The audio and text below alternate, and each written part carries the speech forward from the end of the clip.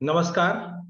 आप सभी का हार्दिक स्वागत है Sarjana academy for design and fine arts और आर्ट डिजाइन टीचर्स फोरम की ओर से हम आप सबका हार्दिक अभिनंदन करते हैं। आप सब जानते हैं कि ये वक्त बहुत कठिन चल रहा है हम लोगों के लिए और 2 साल हो गए, हम लोग को दूसरा साल चल रहा है जब हम सब परेशान, हताश, निराश हैं। इत्तेफाक से आज पर्यावरण दिवस है और पर्यावरण दिवस जो प्रकृति की खूबसूरती और पर्यावरण दिवस की हम लोग औपचारिकता करते रहते हैं हर साल, लेकिन वास्तव में पर्यावरण के प्रति हम लोग कितने सजग होते हैं, कितनी तवज्जो देते हैं और दिल से क्या करते हैं, ये हम सब बहुत बखूबी जानते हैं। उसको बयां करने की कोई जरूरत नहीं है। लेकिन जो पर्यावरण में बहुत खूबसूरती व्याप्त है, प्रकृति में जो रंगों की खूबसूरती व्याप्त है, जो कला की खूबसूरती व्याप्त है, जो प्रकृति का संगीत है, वो सब चीजें समेटे हुए हमारे बीच में मौजूद है श्री अमित कल्ला साहब। अमित कल्ला जी जयपुर के रहने वाले हैं और हमारे एक एक सिंपल से आग्रह पे आप लोगों के बीच में आने को राजी हो गए। हम बहुत आभारी हैं अमित जी कि आप यहाँ पे आए हम लोगों के बीच में और अपनी बात कह रहे हैं। आज का विषय हमारा सौंदर्य से जुड़ा हुआ है। हम सभी कला से कहीं ना कहीं जुड़े हुए हैं, कोई विजुअल आर्टिस्ट है, कोई राइटर है, कोई संगीतकार है, या हम लोग ये सब पसंद करते हैं, कुछ स्टूडेंट्स हैं। तो कला, यदि सौंदर्य नहीं शामिल है तो कला का कोई मतलब ही नहीं है। कला वो कला है ही नहीं। हम बात आगे बढ़ें इसके पहले हमारे साथी श्री मनोज निगम जी से मैं निवेदन करता हूं कि अमित कल्ला जी का एक परिचय आपके सामने प्रस्तुत करें। उस बीच में मैं कोशिश करूंगा कि अमित जी की जो कुछ काम है, अमित जी की पेंटिंग्स है, अमित जी के काम वो आपको नजर आते रहें और थोड़ा सा कोऑर्डिनेशन में इधर उधर हो सकता है, तो ऐसा कुछ हो तो उसके लिए क्षमा। मनोज निगम जी खुद एक बहुत अच्छे लेखक हैं और एकलव्य संस्था से जुड़े हुए हैं जो शैक्षणिक संस्था है और बहुत उसका योगदान है विज्ञान विज्ञान प्रसार में और कला में। मनोज जी। तो बहुत बहुत शुक्रिया सुनील जी। अ, जैसा आपने कहा और सबको मालूम है कि आज पर्यावरण दिवस है और आज के गुरु अनुपम मिश्र जी को याद करना चाहता हूँ। उन्होंने हमें पर्यावरण को देखने का एक बहुत अलग नजरिया दिया था। जब भी अनुपम जी की बात होती है तो राजस्थान तो अछूता रह ही नहीं सकता। उनकी पुस्तक राजस्थान की रजत बूंदें आप लोगों ने देखी होगी, नहीं देखी है तो जरूर आप लोग देखिए, पढ़िए। अनुपम जी ने कहा था कि पानी की निर्दोष व्यवस्था करने वाला समाज बिंदु से सिंधु देखने वाला समाज है। तो आज हम कला पक्ष के ए बिंदु से सिंधु को देखने की कोशिश करेंगे। जैसा सुनील जी ने कहा, सौंदर्य बोध के रूप प्रारूप में कि इस बातचीत में हमारे साथ हैं राजस्थान के ही चर्चित कवि, चित्रकार, समीक्षक और विचारक अमित कल्ला जी। तो अमित जी का मैं बहुत स्वागत करता हूं और उनका आभार भी व्यक्त शुरू में ही करता हूं कि आप आए इस कार्यक्रम में।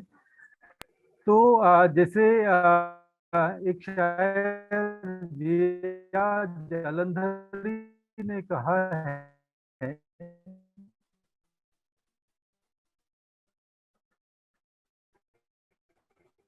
कि अगर तू आए, तो अमित जी आपका बहुत बहुत स्वागत है। आज हम कुछ रंग की बातें करेंगे और अमित जी की बातें जो कविताओं से झलकती हैं, उनकी कविताओं की खुशबू से झलकती हैं, तो मैं उनका परिचय कुछ कविताओं के साथ, उन्हीं की कविताओं के साथ में देना चाहूंगा। तो पहली कविता है वृक्ष है वह तो वृक्ष है विश्वास का। वृक्ष कुछ कहता सहेजता, वृक्ष ही है वह अंग अंग दीप्त 27 नक्षत्रों वाला। हे पृथ्वी, तुम्हारे संयम का वृक्ष है यह। दूसरी कविता है पृथ्वी। बादलों के बीच से वह पृथ्वी को देखता है, बादलों के बीच से वह पृथ्वी को देखता है। पृथ्वी कितने ही सूर्य वापस लौटाती है, कह देती है यहाँ हर पर्वत में एक सूर्य रहता है। तो इस कविता को पढ़ के मुझको अपना बचपन याद आ गया। और हमारे बचपन में हमने सभी ने एक पर्वत जरूर बनाया है, और उस पर्वत से एक सूर्य भी निकलता हुआ हमने बनाया ही होगा। तो मुझे उस बचपन की याद आ गई। तीसरी जो कविता है, कभी तो। देखो देखो ये रेत भी पानी सी अपने प्रतिबिंबों पर इतराती है, एकाएक अहंकार को कुचलकर थाम लेती है हाथ। तभी तो बादल झड़ते हैं और उठती है वह पत्ती, छूने को वह आकाश। तभी तो बादल झड़ते हैं और उठती है वह पत्ती, छूने को आकाश। तो साथियों, कल हमने सुलझन में डॉक्टर कोकिला राय को सुना था, और उन्होंने मानसिक स्वास्थ्य और तनाव को समझने में, उससे निपटने के बारे में हमसे चर्चा करी, कुछ टिप्स भी हमको मिले। तो हम यह पाते हैं कि जब भी हम कुछ अच्छा संगीत सुनते हैं, पेंटिंग देखते हैं या करते भी हैं, पेंटिंग करते भी हैं, उस समय हमारे मन में तनाव नहीं रहता। हम आज में जीने लगते हैं। जैसे कोकिला जी ने भी कहा ना कि आज में जीना जो है, प्रेजेंट इज प्लेजेंट। ये कल कोकिला जी ने बहुत अच्छी बात करी थी। तो ना भविष्य का कोई डर है आज में, ना बीती बातों का कोई मलाल। बहुत सारे लोगों के लिए आर्ट जो है एक थेरेपी का काम करता है, मेरे लिए भी करता है, और उम्मीद करता हूँ कि आप भी इससे सहमत होंगे। तो जैसे सुनील जी ने सर्जना के माध्यम से एक पोस्टर भी जारी किया था, उसी में से जानकारी है कि अमित जी जो है 1980 में जयपुर में जन्मे थे। राष्ट्रीय संग्रहालय संस्थान नई दिल्ली से कला के इतिहास का अध्ययन किया। फिर जवाहरलाल नेहरू विश्वविद्यालय नई दिल्ली से आर्ट एंड एस्थेटिक्स में एमए किया। स्वयं स्वतंत्र चित्रकार के रूप में काम कर रहे हैं। अमित जी ने भारत में विभिन्न शहरों में 13 एकल और 80 से ज्यादा सामूहिक चित्र प्रदर्शनियों में भागीदारी की है। इसके अलावा South Korea, Singapore, Turkey, Greece, Australia, America, Italy, Dubai और शारजाह में भी अपनी पेंटिंग की नुमाइश की है। बतौर कवि इनकी 2 पुस्तकें प्रकाशित हो चुकी हैं। होने ना होने से परे, इस पुस्तक को भारतीय ज्ञानपीठ के नवलेखन पुरस्कार से सम्मानित किया गया था। और दूसरी पुस्तक शब्द शब्द विसर्जन कविता संग्रह भी खासा चर्चा में रहा। अमित जी को सत्य शांति पुरस्कार, मरु परंपरा पुरस्कार, सृजन सम्मान, वाणी समागम, प्रकृति सम्मान, कला संवाहक के रूप में भी नवाजा जा चुका है। वहीं उन्होंने संस्कृति मंत्रालय भारत सरकार की चित्रकला विषय में जूनियर फेलोशिप भी ली है। तो अमित जी की जीवन के प्रति अपनी ही एक अनूठी सोच है, जो हमको आगे बातचीत में भी झलकेगी। और इसकी प्रतिलिपि उनके द्वारा लिखी गई कविताओं में, लघु आलेखों में और बनाए गए चित्रों में स्पष्ट झलकती है।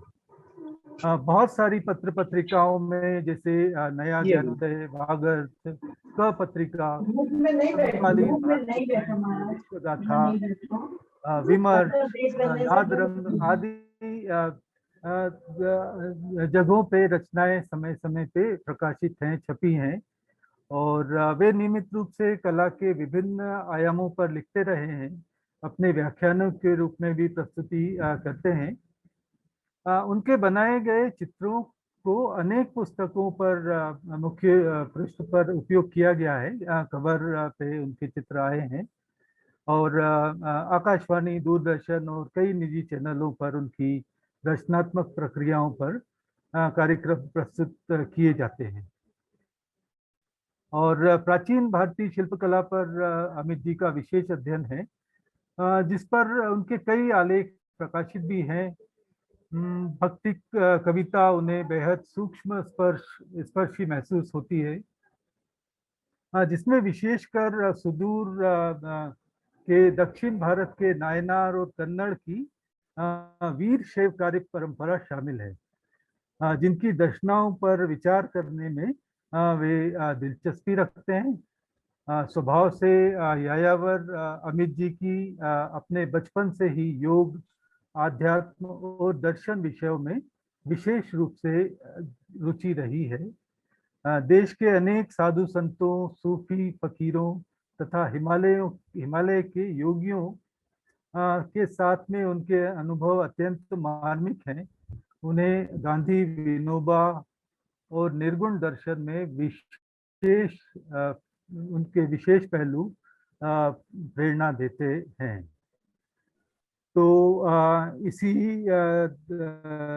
लंबे परिचय के साथ में मैं सुनने की कार्यवाही करें। बहुत बहुत शुक्रिया।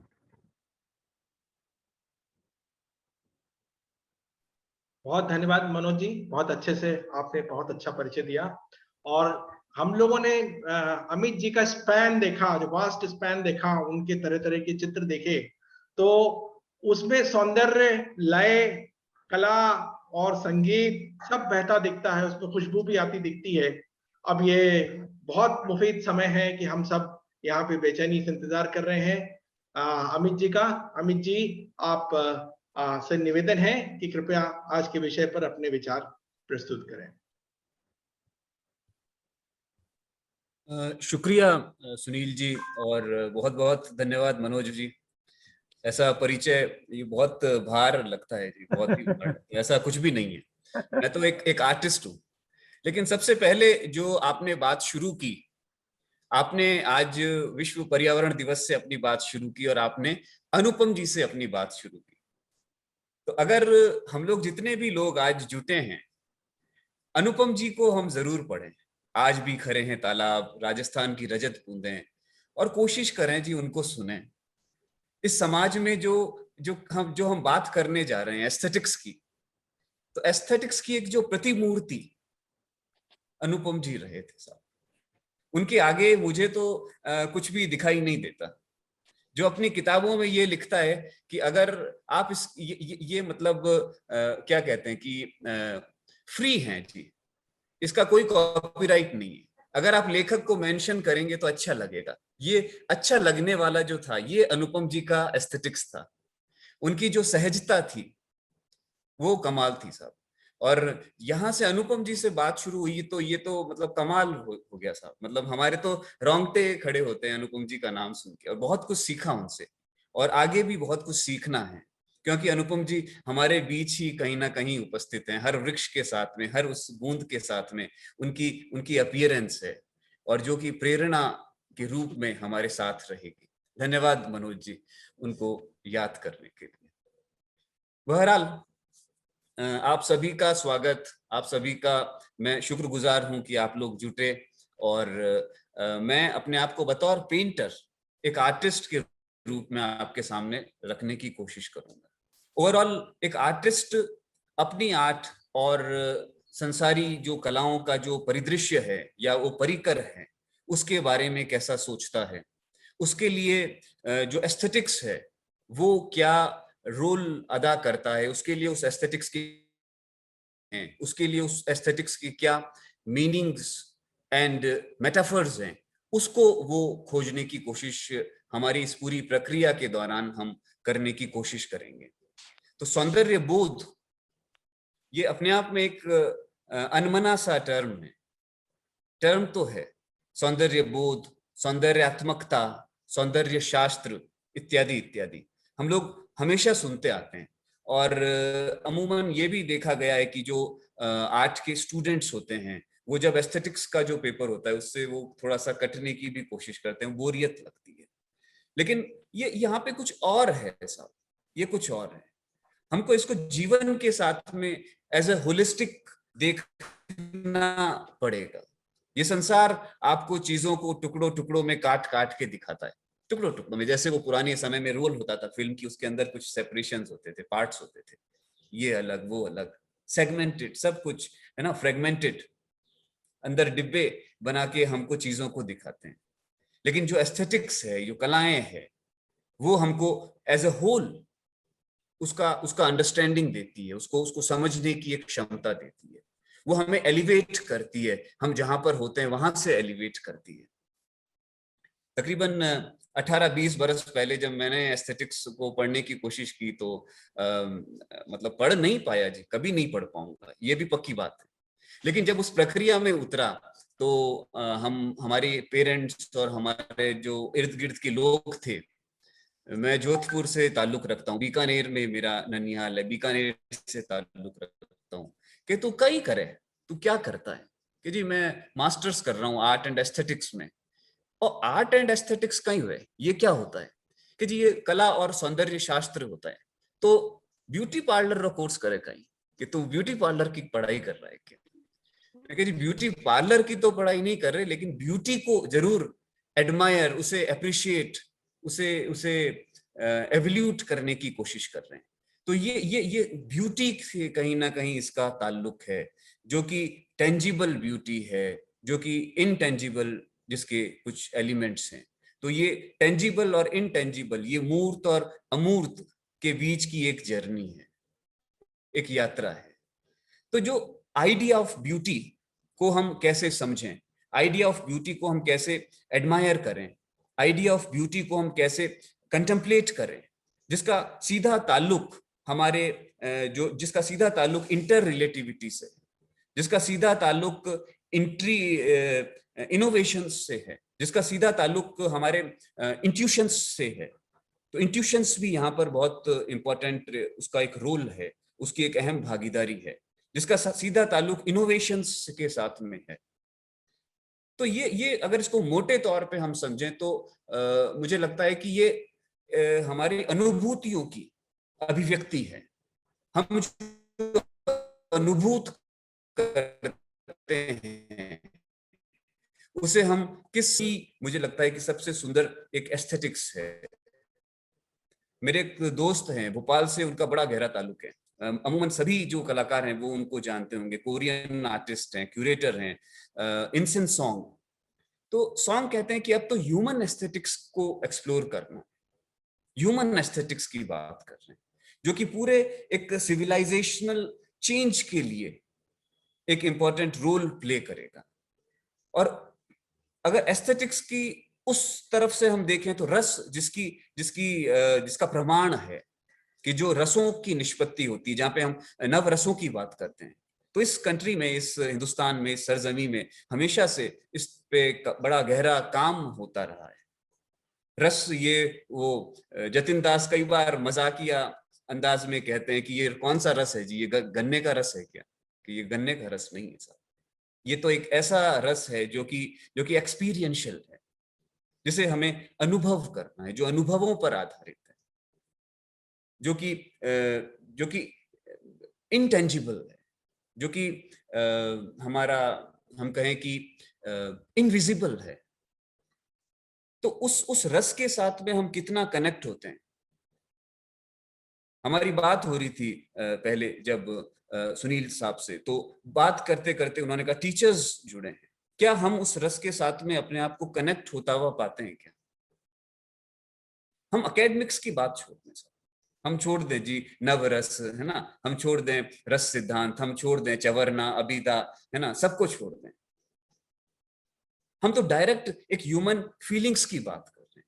मैं आपसे बात नहीं कर रहा हूं और अगर यहाँ पर वो रस की निष्पत्ति नहीं होती है, वो कनेक्टिव जो है, वो कनेक्टिविटी नहीं बनती है, वो ऊर्जा का ट्रांसफॉर्मेशन नहीं होता है, वो एनर्जी ट्रांसेंडिंग नहीं होती है, तो शायद ये सारा प्रोसेस जो है वो उसका कोई अर्थ नहीं है।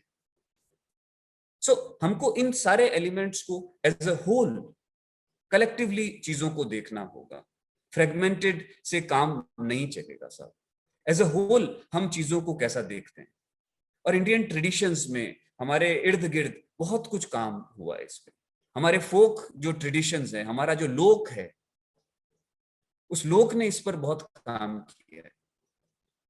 कई बार क्या होता है कि क्लासिक्स पर हम अटक जाते हैं, बिल्कुल क्लासिकल जो है, लेकिन वो जो क्लासिकल बना कैसे साहब, वो लोक से ही तो मूव करता करता करता करता क्लासिक्स तक आया। समाज ने पहले अपने आप को अभिव्यक्त किया, अपने आप को एक्सप्रेस किया, फिर उस एक्सप्रेशन की उन्होंने साधना की, उसको और प्योर किया और उस पे परफेक्शन लाए, और धीरे धीरे धीरे धीरे होते होते हम क्लासिक्स तक पहुंच गए। तो ये बहुत इंपॉर्टेंट है साहब। एस्थेटिक्स को जानने के लिए, आर्ट्स में उतरने के लिए हमको एक प्रोसेस बेस्ड अप्रोच के साथ में काम करना पड़ेगा। कोल्टे साहब कहते हैं, प्रभाकर कोल्टे हमारे उस्ताद, बंबई में जे कॉलेज ऑफ आर्ट में पढ़ाते थे, कब परसों पढ़ाया उन्होंने, और आज भी वो जो एक कला का जो शिक्षक जिनको मैं कंप्लीट मानता हूं, तो कोल्टे साहब कहते हैं कि मैं तो प्रोसेस में यकीन रखता हूं। मैंने कहा जी ये पेंटिंग नहीं है, मत देखो इस पेंटिंग को। पेंटिंग तो वो जब थी जब मैं काम कर रहा था, जब वो प्रोसेस में थी, अब तो वो प्रोडक्ट हो गई। तो हमको उस process based learning, process based एक एटीट्यूड, प्रोसेस बेस्ड एक जर्नी में जीना होगा, उसमें रमना होगा, उसके अंदर रहना होगा। अब वो प्रोसेस बेस्ड जब होता है तो अपेक्षाएं कम होती है जी, पता नहीं पहुंचेंगे कि नहीं पहुंचेंगे, पता नहीं होगा कि नहीं होगा। तो इन सभी तनावों से हम मुक्त होकर उसमें निरंतर लगे रहते हैं। वहां पर खोना नहीं होता आपको। आप उस प्रोसेस में, जिस समय आपकी कूची चलती है, आपका कलरिंग होता है, आपका फॉर्म क्रिएट होता है, एलिमेंट्स आते हैं, टेक्सचर्स के साथ में आप प्ले कर रहे होते हैं, that was the time, that was the moment. वही वही मुझे लगता है कि वो कंप्लीट आर्ट, वो जो फ्रीज हो जाता है।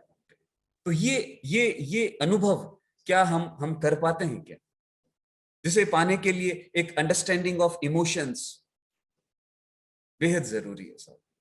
कंटेम्पलेशन, हम में से कितने लोग आर्ट के साथ में कंटेम्पलेट करते हैं? कंटेम्पलेशन मतलब विचार करके भीतर से। विषयों के साथ जरूर हमारा संबंध होता है, विषय, लेकिन विचार के साथ में हम कितना आर्ट में जाते हैं। तो ये सारा थॉट कहीं ना कहीं हमको उस एस्थेटिक्स की तरफ, हमको उस एस्थेटिक्स से जोड़ता है। नेचर का अपना एक एस्थेटिक्स है, लिटरेचर का अपना एक एस्थेटिक्स है, म्यूजिक का अपना एक एस्थेटिक्स है। तो हमारे यहाँ पे उसको हमको देखना पड़ेगा कि जो एस्थेटिक ट्रेडिशंस को देखना पड़ेगा, as an art teachers, as an art students, हम कैसा ओवरऑल अपना पर्सपेक्टिव कैसा बनाते हैं। कुछ भी क्या होता है जी कि भीतर नहीं लाना, एक्सप्लोर करते रहें। हो सकता है ऐसा, हो सकता है कि ये सब कुछ एक मतलब इसका कोई रेलिवेंट नहीं है, हो सकता है कि इसका सब कुछ रेलिवेंट हो। तो ये होने ना होने के बीच की जो जर्नी है, होने ना होने से जो ये परे की जो जर्नी है, यही आर्ट है साहब।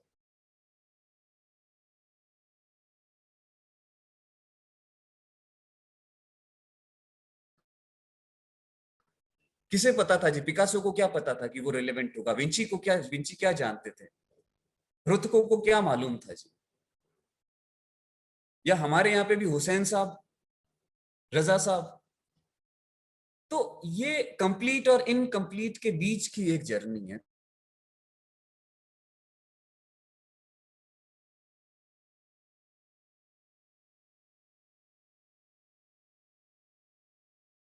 में कंडीशंस के साथ में हम उस एस्थेटिक्स को नई उसका चर्निंग ऑफ द ओशियन नहीं कर पाएंगे, उसका समुद्र मंथन नहीं कर पाएंगे।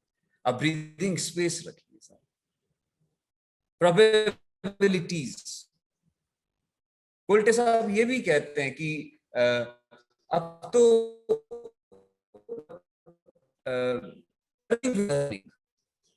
तो क्योंकि बहुत एक्सपेंड आपको ये इसमें एक संभावनाएं मिलती हैं। तो मैं जो 3 ट्रेडिशंस की बात कर रहा हूं, तो 3 ट्रेडिशंस जो हमारे टीचर्स ने हमको बतलाए, हमने सीखे और उसको होलसम रूप में इसको समझने की कोशिश करी। तो एक तो होता है साहब वेस्टर्न एस्थेटिक्स, जो हम जनरली पढ़ते हैं, वेस्टर्न एस्थेटिक्स की किताब। एक होता है हमारा ईस्टर्न एस्थेटिक्स, और एक है हमारा जो है फार ईस्टर्न एस्थेटिक्स, जो चाइना और कोरिया, ये सारा जो है उसको हम कम एक्सप्लोर करते हैं। ओरिएंटल आर्ट के साथ भी जिसको हम जोड़ के देखते हैं, या तो वेस्ट होता है या ईस्ट होता है। तो इसी दो के फ्रेम के बीच में हम उस एस्थेटिक्स को पढ़ने की, समझने की कोशिश करते हैं। लेकिन ऐसा इसके बियॉन्ड भी बहुत कुछ है। आपका अपना एक एस्थेटिक्स हो सकता है। अनुपम जी ने जो एस्थेटिक्स किया, जो एस्थेटिक्स पेश किया, प्रस्तुत किया, मतलब उनसे उनसे वो ट्रांसफॉर्म होता था। तो बॉमगार्टन जो जर्मनी के एक फिलोसोफर थे, उन्होंने वैसे अगर टेक्निकली हम देखें तो सबसे पहले इस टर्म का यूज किया, और जहां पर वेस्ट इसको फिलोसॉफी के साथ जोड़ता है, वहीं ये जो ईस्ट है, जो हमारा जो दर्शन है, अब ईस्ट के दर्शन को आप सिर्फ हिंदुस्तान का दर्शन नहीं समझे साहब, आपको बिल्कुल ट्रांस हिमालयन से लेके नीचे जावा, सुमात्रा, कालीमिंटन, ये सारा इसको सबको मिला के एक कलेक्टिव इस लैंड को आपको देखना होगा। उसमें सिर्फ हिंदुज्म को नहीं देखेंगे हम, ब्राह्मणिकल आर्ट्स को नहीं देखेंगे, उसमें बुद्धिज्म, जैनिज्म और इस्लाम भी उतना इंपॉर्टेंट है। उसमें विभिन्न जो नोमैडिक कल्चर हैं वो भी उतने महत्वपूर्ण हैं। तो एक कलेक्टिव अप्रोच के साथ में हमको इन आर्ट्स को समझना होगा, जिसमें music, dance, poetry, cinema, theatre, सब कुछ कलेक्टिव। अब बात ये सारी कलेक्टिव की है जी, क्या करेंगे?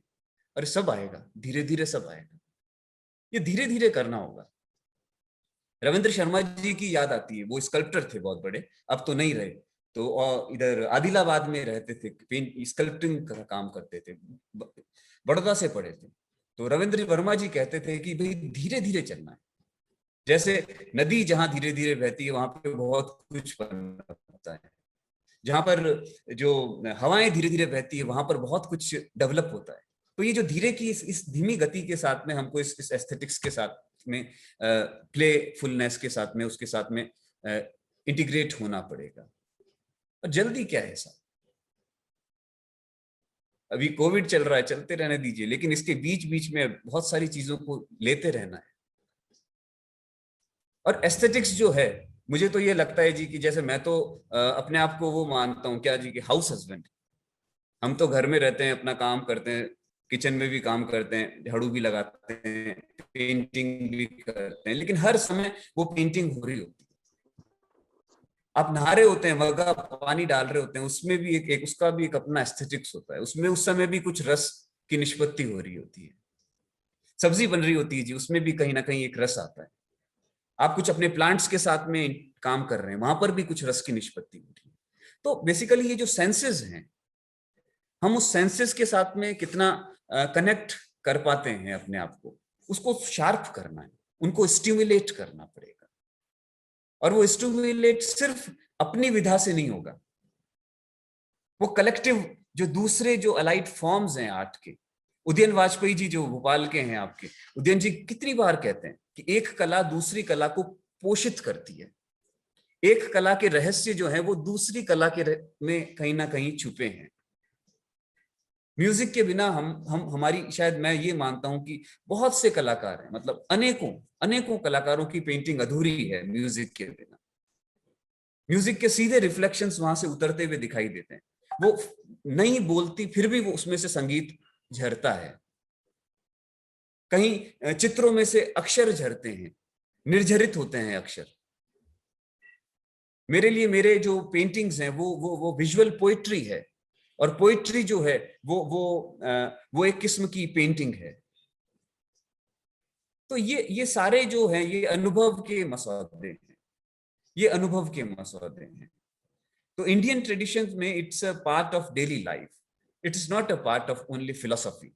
फिलोसॉफी का तो कोई पार्ट ही नहीं, और फिलोसॉफी के जो भार से हम लोगों ने इसको हम लोग काफी भयभीत हो गए, एक बॉम्बार्डिंग हो गई ये तो कि फिलोसॉफी का एक अंग है। ऑल दो, लेकिन फिर भी बहुत संभावनाएं है। In our tradition it's a part of grammar, और ये वो ग्रामर नहीं है जी के जो मतलब है ना, जो बहुत क्लिष्ट नहीं है। ये ग्रामर वो ग्रामर है जो आपकी और मेरे बीच की ग्रामर है। हमारे संवाद के बीच में भी कोई ग्रामर कहीं डेवलप हो रही है। Grammar of music, grammar of theatre, grammar of poetry. हमारे जो शिल्प शास्त्र हैं वो यही सब तो बात करते हैं। बहुत से शिल्प शास्त्रों में इन सब चीजों का वर्णन है। नाट्य क्या है जी? नाट्य शास्त्र में पेंटिंग है, पोइट्री है। तो ये इंटरकनेक्टिविटी को हमको इसको साथ तो दोस्ती करनी पड़ेगी साथ, इंटरकनेक्टिविटी की, क्योंकि ये कलाओं को हमको एज अ होल देखना पड़ेगा, एज अ होल समझना पड़ेगा। ये फ्रेगमेंटेड और बहुत ही सेपरेशन से काम नहीं चलेगा। हम म्यूजिक भी सुने, है ना, आप सुनिए, वो म्यूजिक सुनते सुनते कुछ और नया कुछ सृजित होगा। ऐसा होता है सब। ये सत्य है, क्योंकि ये सब कुछ जो है हम नेचर को ही नेचर को ही रिफ्लेक्ट करने की कोशिश करते हैं, उसकी प्रतिकृतियां बनाने की कोशिश करते हैं, प्रकृति को प्रतिकृत करते हैं हम चित्रों में, हम अपनी रेखाओं में, हम अपने कलर्स में। ये सारी जो प्रेरणा है, आर्किटेक्चर की प्रेरणा है, आर्ट की प्रेरणा है, फिल्म की प्रेरणा है, म्यूजिक की प्रेरणा है, सब नेचर से ही आती है साहब। तो नेचर तो एक सुप्रीम हमारे लिए आइडेंटिटी है, एक सुप्रीम बीइंग है, तो हम उसके साथ में कनेक्ट भी रहें। तो मैं बस यही शेयर कर रहा हूं कि एक आर्टिस्ट कैसे रहता है, वो कैसे जीता है, उसका एस्थेटिक्स कैसे काम करता है, उसके साथ साथ में हम चीजों को कनेक्ट करने की कोशिश करेंगे।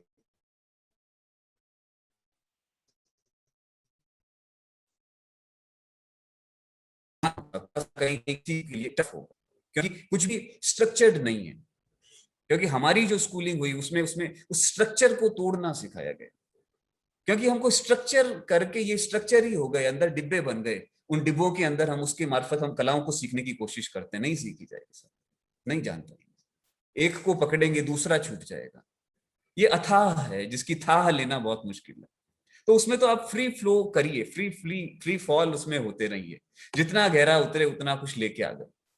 कभी खाली हाथ तो आप रहेंगे ही नहीं, हमेशा उसमें पाना ही पाना है। और ये शब्द की नहीं है जी, ये रंगों की कहानी है। गलत कहा किसी ने कि शब्द धोखा देते हैं, कि रंग धोखा देते हैं। शब्द पहले या रंग, क्या कहते? चीजें रंग बदलती हैं, इंसान रंग बदलता है, लेकिन रंग अपना रंग कभी नहीं बदलते प्यारे। शब्दों की जुबान तो तुम्हारी है कल्पित, रंगों की अपनी भाषा, अपना व्याकरण होता है। रंग दिमागी चतुराई से नहीं पढ़े जाते, रंग ज्ञान की छलनी से नहीं छाने जाते, उन्हें तो बस डॉट डॉट डॉट। अब ये क्या है जी? उन्हें तो बस अनुभव किया जा सकता है।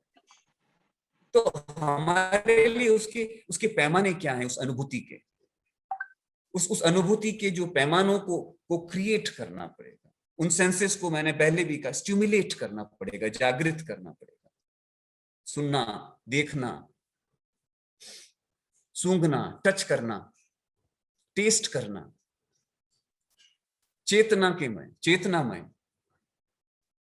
आप देखेंगे आपके इर्द गिर्द जितने भी काका बहुत चेतन होंगे।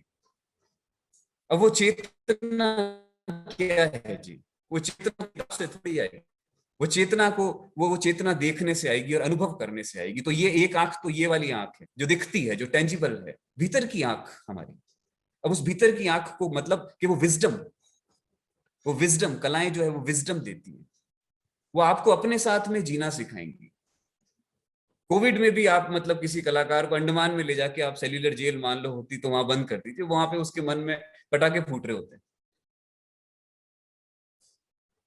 नहीं लगता जी आइसोलेशन, क्योंकि रंग, रेखाएं, टेक्सचर, फॉर्म, एलिमेंट्स, इमेजिनेशंस, वो चेतना, उनकी संगति है, म्यूजिक की संगति है। किशोरी अमोनकर बोलती थी राग उतरता दिखता है। और वो दिखना क्या है जी? ये दिखना कोई हेल्यूसिनेशन नहीं है, ये दिखने के अलग भाव हैं, उसके अलग अलग मेटाफर्स हैं, अलग उसके मीनिंग्स हैं। तो ये सबसे हमारा कनेक्शन एक जरूरी है, और ये सबसे कनेक्शन होते होते हम उस तत्व तक पहुंच पाएंगे, वो रस तक, हमारा उस रस से कहीं ना कहीं वो निष्पत्ति उस रस की होने लगेगी। वैसे तो देखा जाए तो वो जो 8 रस की हम बात करते हैं और फिर नवा एक रस हो जाता है, फिर टोटल मिला के 9 रस बन जाते हैं, है ना? शांत रस, करुण, रौद्र, भयानक, विभत्स, अद्भुत, ये बहुत सारे रस जो हैं। अब इन रसों के बियॉन्ड भी एक और भी रस है जो आपका अपना रस होना चाहिए, उसको आप जागृत करें। उसको आप स्टिमुलेट करें, उसको आप है ना, चेतन बहुत एक सुंदर प्रक्रिया है। तो उसके हमारे पैमाने हैं जो ऑन्टोलॉजिकल, उसके जो एपिस्टेमोलॉजिकल, उसके जो एक्सियोलॉजिकल, जो उसके जो पैमाने हैं वो बहुत इंपॉर्टेंट है, और उनको उनको उनको टच करना जरूरी है, जो सत्ता, जो ज्ञान और जो मूल्यों पर आधारित है। अब यहाँ पे ये मूल्य मुकेश अंबानी वाला ये मूल्य नहीं है धन का, ये मूल्य है हमारा जो मूल्य, आपकी जो जो भीतर का जो आपका मूल्य, जो आपकी विजडम से, आपकी नैतिकता के साथ में जुड़ा है, आपकी प्योरिटी के साथ में जुड़ा है, ये वो मूल्य आधारित है। ये जो सत्ता यहाँ पर पॉलिटिकल सत्ता नहीं है साहब, ये सत्ता एक कॉस्मिक सत्ता।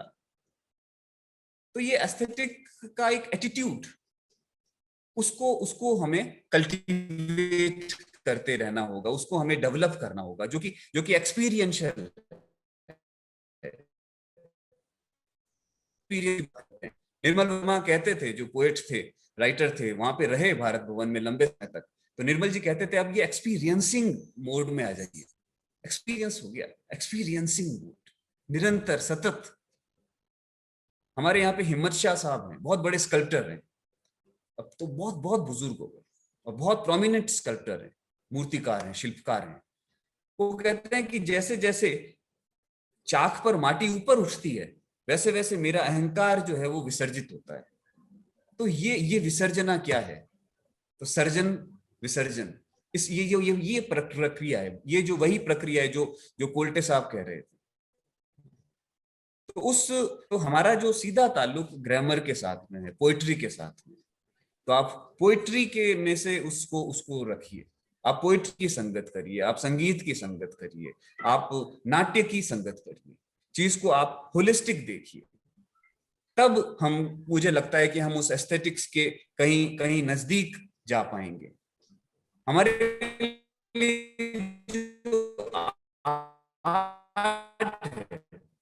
वो एक अलौकिक एक्सपीरियंस है। जिसे पूछते हैं कुआं कितना, ये बहुत पुराना है, सदियों पुराना है, चाहे होगा नहीं, वो होगा 18th सेंचुरी का, 19th सेंचुरी का, प्राचीन काल से। हर चीज को हम प्राचीन काल से जोड़ते हैं, तो एस्थेटिक्स भी हमारे लिए बहुत प्राचीन काल से उसका एक कनेक्शन है। और वो प्राचीनता स्टोरीज की है, नैरेटिविटी की है, उसके जो नरेशंस हैं, हमारी जो कलाएं हैं, जो आपके पास में सांची है, भीमबेटका है, ये उदयगिरी है, उनकी अपनी जो नैरेटिविटीज, आर्ट बिल्कुल नैरेटिव है इंडियन आर्ट। तो बहुत सारी कहानियां हैं, मान लीजिए सब फर्जी हों, लेकिन फिर भी कहानियां तो है, और उसकी अपनी एक सुंदर प्रक्रिया है, और उसका एक अपना एक एक्सपीरियंस है। तो हम उस एक्सपीरियंस को टच करने की कहीं ना कहीं कोशिश करें, उस अनादि से कहीं ना कहीं जुड़ने की कोशिश करें, उस आदि अनादि के बीच में हम जर्नी करने की कोशिश करें, क्योंकि ईस्ट और वेस्ट के दोनों के अपने अपने डायमेंशंस हैं, जिसमें जो कॉलोनियल पीरियड का अपना एक इम्पैक्ट रहा, और आर्ट्स यहाँ पर इस सरजमी पर, यहाँ पर आर्ट्स बहुत प्रोमिनेंट है, बहुत आर्टिस्ट्स के लिए बहुत यहाँ पर स्कोप रहा है, बहुत आर्टिस्टों ने काम किया है यहाँ पर। तो हम उन कामों के साथ में अपने आप को जोड़ें। हमारे इर्द गिर्द बहुत कुछ फैला हुआ है, हमारे लोक में, हमारे परिवार में एक अपना, एक हर परिवार का अपना एक एस्थेटिक्स है, हर व्यक्ति का अपना एक एस्थेटिक्स है। तो उस एस्थेटिक्स के साथ में अपनी एक दोस्ती होनी चाहिए और एक दृष्टि बननी चाहिए। हम देखना सीखें कि क्या हम उस तरीके से देख पा रहे हैं क्या। कबीर कहते हैं ना, हम न मरही मरही संसारा, हमको मिला जिलावन हारा।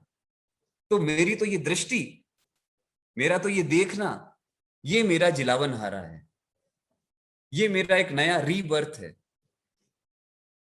दोनों का, आपका और मेरा, दोनों का, हम दोनों का आज से एक रीबर्थ है।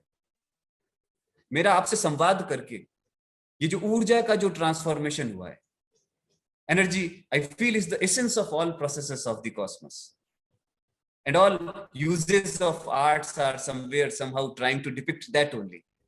Even this communication, यहां पर भी हम उस ऊर्जा को कहीं ना कहीं महसूस कर रहे हैं, इन स्पाइट ऑफ दिस, ये क्या कहते हैं इसको, वर्चुअल मीडियम, ये टोटल वर्चुअल मीडियम है साहब।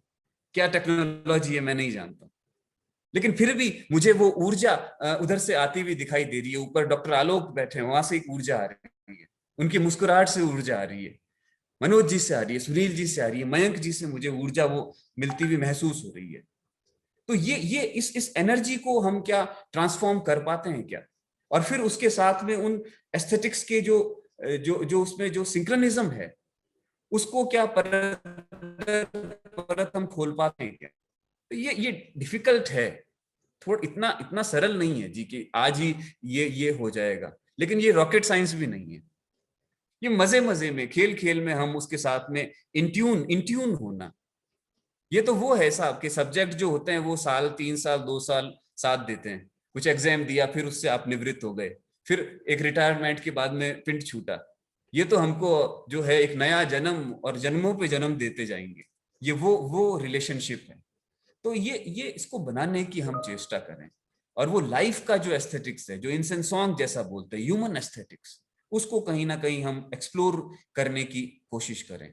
और जो मैं होलिस्टिक की जो मैं बात कर रहा था, एकात्मता, वो बेहद जरूरी है। एकात्मता बहुत जरूरी है, क्योंकि फिर से वही बात की एक कला जो है वो दूसरी कला को पोषित करेगी। कितना कमाल होता है साहब, एक तानपुरा सेट करते हैं, ट्यून करते हैं, दूसरा 20 फुट दूर होता है वो बोलने लगता है। मेरा अपना आपको मैं अनुभव बताता हूँ, मैं बहुत समय से बांसुरी बजाता था, कोशिश करता था, प्रैक्टिस करता था। बांसुरी कई दिन से बजाने की कोशिश की, महीना 2 महीना हुआ। अब हाथ जो है वो ऐसे ऐसे, कहीं पे भी जाए, किसी को सौदा लेने गए तो काउंटर पे हाथ ऐसे ऐसे चल रहे हैं। तो जो स्वर है वो नाद को ढूंढ रहा है, खोज रहा है। इस किस्म की चीजें भी घटित होती हैं। तो ये एक आर्ट आपको है, ये दूसरे फॉर्म को कहीं ना कहीं आपको वहां तक पहुंचाता है। और निरंतर निरंतर निरंतर कंटेम्पलेट करें। कंटेम्पलेट करना बंद हो गया, विषयों में उलझ गए, विचार से कोसों दूर जा रहे हैं। विषय को कोई पेंट नहीं करता, सॉरी, विषय को सब पेंट कर रहे हैं, विचार को पेंट नहीं कर रहे। और विचार को पेंट कर रहे हैं तो पेंटिंग को अखबार बना रहे हैं या समाचार पत्र, मतलब पूरा एक न्यूज बन गया है। तो वो इमोशंस कहाँ हैं जी? वो इंट्यूशंस आपके भीतर के जो इंट्यूट हो, वो क्या ट्रांसफॉर्म हो रहा है क्या हमारे चित्र में, हमारी पेंटिंग में? वो प्रोसेस कहीं ना कहीं झलक रहा है क्या? तो ये सारे मुद्दे हैं, ये सारे जो मसौदे हैं, इंक्लूसिवनेस की जो चीज है, तो ये इन्वॉल्वमेंट की जो चीज है, इन्वॉल्वमेंट की जो बातें हैं, इनको भी हमको बहुत कंसिडर करना पड़ेगा। और इट्स एन इंटीग्रल पार्ट, बहुत ही इंटीग्रल पार्ट है, इन विच मतलब थॉट इज डीपली इन्वॉल्व्ड। वो थॉट प्रोसेस के साथ में इन्वॉल्व होना पड़ेगा। उसके अपने कुछ वो भी हैं, मतलब आप पेन्स भी है वहां पे, सॉरोज भी हैं, सफरिंग्स भी हैं, हैप्पीनेस भी है। ये सब उस एस्थेटिक्स का एक हिस्सा है। तो एक डीप इंटर रिलेटिविटी के साथ में हम, हमारी उस इंटर रिलेटिविटी की अप्रोच के साथ में हम कहीं ना कहीं जाएं। इतना सुंदर है, कहते हैं कि जो ये सब कुछ कनेक्टेड है, तो वो कहते हैं जो पिंड में है वही ब्रह्मांड में है, यथा पिंडे तथा ब्रह्मांडे। तो क्या वो रिफ्लेक्ट हो रहा है क्या? वो कंप्लीटनेस क्या क्या दिख रही है क्या? एक टर्म है इमिटेशन, एक टर्म है इमेजिनेशन। तो ये इमिटेशन से इमेजिनेशन के बीच की क्या जर्नी हम कर पा रहे हैं क्या? सर्कल के अपने मीनिंग है, ट्रायंगल्स के अपने उसकी उसके उसके कॉन्सेप्ट्स हैं। तो ये इनको अपन को खोजना पड़ेगा। तो ये सारा है। तो मैं तो यही कहूँगा, चीजों को देखें, समझने की कोशिश करें। जो वो सभी मिलके इमोशन, सेंसेशन, वो एक विजुअल इमेजरी को क्रिएट करेंगे। और वो एक्सप्रेशन सबसे जरूरी है, क्रिएटिविटी सबसे जरूरी है। और क्रिएटिविटी में ही कहीं ना कहीं हम करते करते उस असल एस्थेटिक्स को पालेंगे। अदरवाइज थ्योरीज तो बहुत है जी, क्रॉन्ची की थ्योरीज अलग है ना, मतलब फ्रॉइड अलग कुछ चीजों को कह रहे हैं, गेस्ट्रॉल्ट अलग बात कर रहे हैं, बहुत कुछ है। लेकिन हमें अपना एस्थेटिक्स को बनाना होगा, और वो इंडिविजुअल है, वो ह्यूमन एस्थेटिक्स है। उसकी दृष्टि, रस की दृष्टि, उस रस, क्या हम उस रस को पा रहे हैं क्या? और वो करने में है, कहीं ना कहीं वो करने में है। हम सभी किसी ना किसी फॉर्म में उसको करें।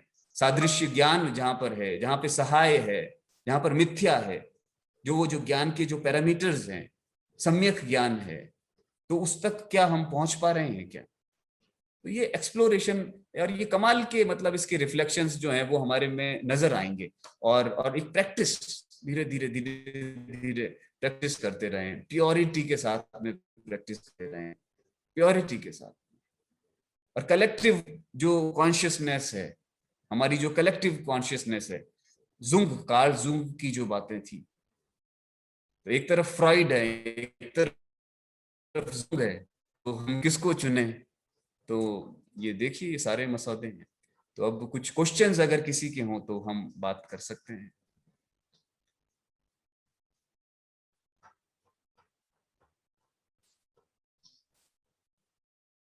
सुषमा जी, सुषमा सिटोके जी और सुषमा दीदी और डॉक्टर आलोक भावसार साहब, जो जिस बंदे को मैंने बोला कि ये आप ऐसे हाँ जी सर, वो कौन था? नमस्कार जी नमस्कार। सर। बहुत बहुत बहुत धन्यवाद। बहुत सारी चीजें जो आपके बोलने से क्लियर हो गई हैं, जो बहुत सारी क्यूरीज थी, जो आपने अभी जो बोला है उसी से मन के बहुत सारे उलझने सुलझती लग रही हैं अभी। और आगे आपसे कभी भी और भी बात होगी तो शायद और ज्यादा क्लियर हो पाए। मैं सुषमा सिटोके हूँ और मैं ट्रेडिशन पे काम करती हूँ, निमाड़ की। मध्य प्रदेश का एक क्षेत्र है निमाड़, वहाँ पे। सर, काम तो मैं अभी तक ट्रेडिशन पे ही करते आ रही हूँ, पर धीरे धीरे मैं उसको अदर और दूसरे विषयों पे जो आज के विषय चल रहे हैं उन पे काम भी कर रही हूँ।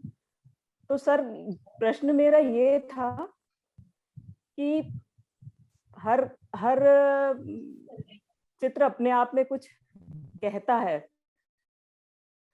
पर समझने में अलग समझता है। तो क्या हमेशा हमको उसको एक्सप्लेन करना चाहिए, या जो जिस चीज को जैसे समझ रहा है आपके काम को, उसको वैसे समझने देना चाहिए? धन्यवाद सुषमा जी। सुषमा जी, मुझे लगता है कि ये स्कोप देती है आर्ट जी। ये हमारी पेंटिंग है, जैसा आप कह रहे हैं कि अगर 4 लाख के सच जी, तो आप ये मानिए कि आपका पेंटिंग करना सार्थक हो गया। वो कुछ इंक्वायरीज कर रहा है ना, वो आपको कुछ अलग तरीके से समझाने की कोशिश कर रहा है, वो सुनील को अलग तरीके से देख रहे हैं, तो हमारा वो वहां पे वो फुलफिल हो गया मोटो। जी, नहीं तो वो एक वोडाफोन का कोई एडवर्टाइजमेंट हो जाएगा, जी, है ना, वो जी, इसका एडवर्टाइजमेंट हो जाएगा, आपकी अच्छी जो भी है व्हाटएवर। तो हम वो तो नहीं कर रहे, हम तो क्रिएटिविटी कर रहे हैं, हम कुछ एक प्योर चीज को बाहर ला रहे हैं।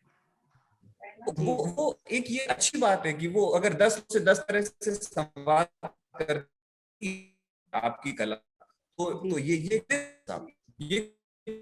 नहीं, ये ब्लिस है जो आपको उसने आपका किया। तो ये अच्छी चीज है। हमने तो अपने गुरुओं से यही सीखा था।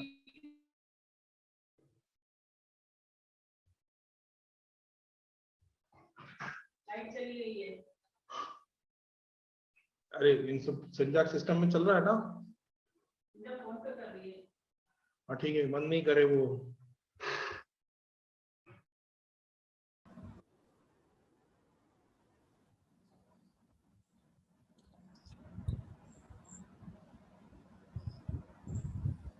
जी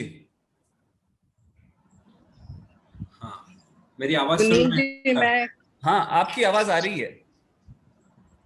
हाँ, नमस्कार कर रहा हूँ। ये पूरे समय मैंने बड़े ध्यान से सुना और बड़े सौभाग्यशाली हैं हम लोग कि जिस रस निष्पत्ति की बात आप कर रहे थे वो बिल्कुल बूंद बूंद करके जो है पूरे लेक्चर में टपकती रही। तो इतने अच्छे तरीके से आपने सबको समझाया, तो बहुत अच्छा लगा। बस इतना जानना कि हमेशा उत्सुकता रहती है कि इसमें सामंजस्य कैसे बनाया जाए। जब यहाँ पर अधिकांश जो है कला शिक्षक यहाँ जुड़े हुए हैं साथ में, और जिसमें से अधिकांश छोटे बच्चों के साथ लेकर के जो है हायर सेकेंडरी लेवल तक, और उसके बाद में ग्रेजुएशन पोस्ट ग्रेजुएशन लेवल तक जो है वो पढ़ाते हैं। तो ये तो एक कला, एक सीढ़ी है, मतलब मूर्त से चलते चलते अमूर्त की तरफ जाती है। तो उन छात्रों को क्या संदेश दिया जाए कि वो वहां तक जाए, क्योंकि उसके बाद उसको उसी सोर्स से जो है आजीविका भी चलाना है।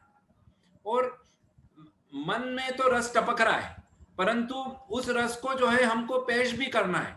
और वहां जाने के बाद में ये हो जाता है, जैसे मुझे उदाहरण के लिए यदि पीला रंग बहुत पसंद है और एक्स को जो है नीला रंग पसंद है, तो उस पीले रंग को नीले रंग वाले को कैसे हम जो है सेल करेंगे?